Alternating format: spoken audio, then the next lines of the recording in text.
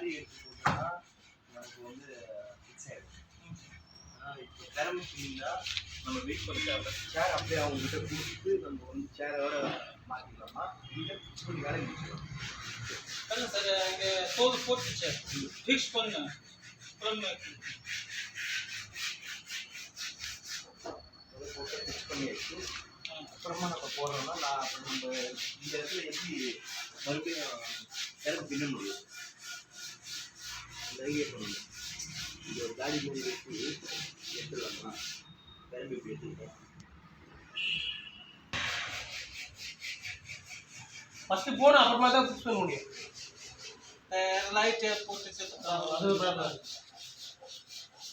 ஏன்னா பெரம்பு பின்னி வந்து நம்ம பசங்க போட்டோம்னா அடுத்து பெரம்பு கட்டணும்னு யார் பின்னுவா முடியாது. நல்லது உள்ள மட்டும் வைக்க தோணும் சார்.